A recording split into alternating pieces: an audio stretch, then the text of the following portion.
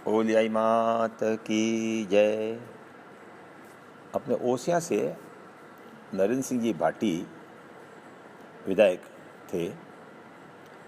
वो जोधपुर बड़ा दरबार उमेश सिंह जी के साले मोहन सिंह जी भाटी के पुत्र थे और शायद डून स्कूल में राजीव गांधी के साथ पढ़े थे और उनकी उनसे मित्रता थी।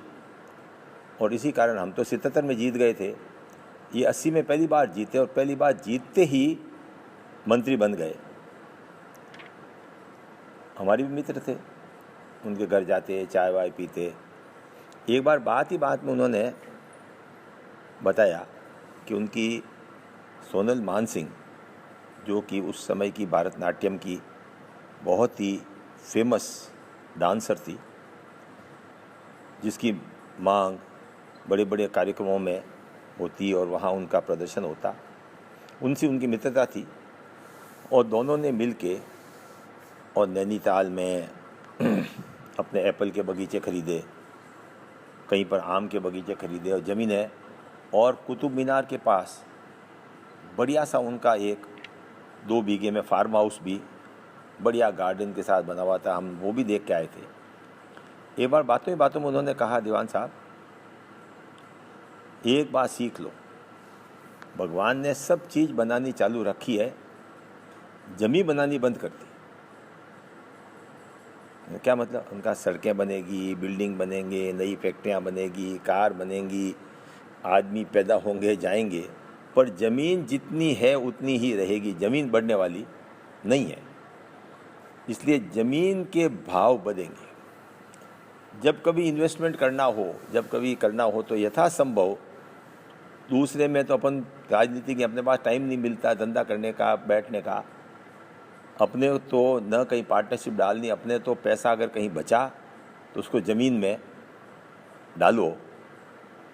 तब से मैंने ये सीखा, बिल्कुल सही है। जयपुर में जो प्लॉट 5-5 हज़ार 7-7 हज़ार में खरीदे थे वो आज 2-2 करोड़ के हो गए। ईमानदारी की कमाई, कोई बात ही नहीं है। एक बात निश्चित सबको ध्यान रखनी है कि भगवान ने सब चीज़, आई माता जी ने सब चीज़ बनानी चालू रखी है, जमीन बनानी बंद कर दी। और अपने तो खास करके आई पंथ के लोग करीब करीब सब ज़्यादा से ज़्यादा काश्तकार थे। काश्तकार मतलब भूमिपुत्र। अब भूमिपुत्र हुए तो ज़मीन तो अपनी माँ होगी। इसलिए मेरा, जब आप सब लोग जो बाहर गए हैं, नौकरी कर रहे हैं, धंधा कर रहे हैं, बेंगलोर, पूना, हैदराबाद, हर एक के पास ज़मीन है। किसी भी हालत में अपने को अपनी बाप दादा की ज़मीन को नहीं बेचना है, कैसी भी परिस्थिति आ जाए। यहाँ तो दिखता है ना अपने को, 10-20 बीघा ज़मीन में आमदनी कितनी, 5-6 हज़ार, 10 हज़ार हो जाओ, 15 हज़ार हो जाओ साल की, तो महीने की तो 1000 रुपये ही नहीं हुई।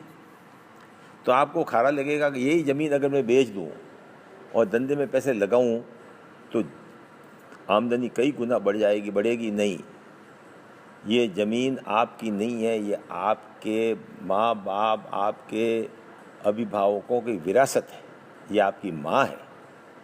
कैसी भी परिस्थिति आ जाए आपको ज़मीन नहीं बेचनी है। और साथ साथ में थोड़ा लोभ आता है कि साहब इसको कास्ट करने के लिए दूसरों को दे दें। जिसको कब्जा सच्चा झगड़ा झूठा, कास्ट करने के लिए दे दी मतलब कब्जा उन्हीं का हो गया। कब कैसा कानून आ जाए, कब कैसी विशेष परिस्थिति आ जाए कि जिसको आपने कास्ट करने को दिए वही कब्जा करके बैठ जाए, और कहाँ आप बेंगलोर धंधा करोगे कि यहाँ आके लड़ाई लड़ोगे। मेरा विशेष अनुरोध है कि जब तक आप खुद कर सको खेती करो, नहीं कर सकते हो तो पड़ी रहने दो, उसमें घास बो दो, उसमें खेजड़ियाँ बावड़ियाँ बो दो। आज तो संगरिया की कीमत भी 100 रुपये किलो, 150 रुपये किलो। बावड़ियों की जो हिलाड़ियाँ आती हैं, एक फलियाँ आती हैं, इसकी कीमत, पचकुटा बनता बढ़िया, उसी से आमदनी हो जाएगी। जंगल बढ़ेगा, वातावरण सुधरेगा और आपकी ज़मीन सुरक्षित रह जाएगी। इसलिए मेरा सब भाइयों से यही अनुरोध है कि भगवान ने सब चीज़ बनानी चालू रखी है। आप ज़मीन और ख़रीद सको तो ख़रीदो, यहाँ ख़रीदो, बाहर ख़रीदो, रहने की ज़मीन ख़रीदो, दुकान ख़रीदो। यथासंभव अपने को दुकान भी अपनी खुद की होनी। किराए की दुकान में ज़्यादा दिन जब कभी चाहोगे तो मकान मालिक कह देगा साहब आप तो 10,000 दे रहे हो, मुझे 50,000 वाला मिल रहा है, या तो आप 50,000 करो किराया। अपने को यही सीखना है कि अपने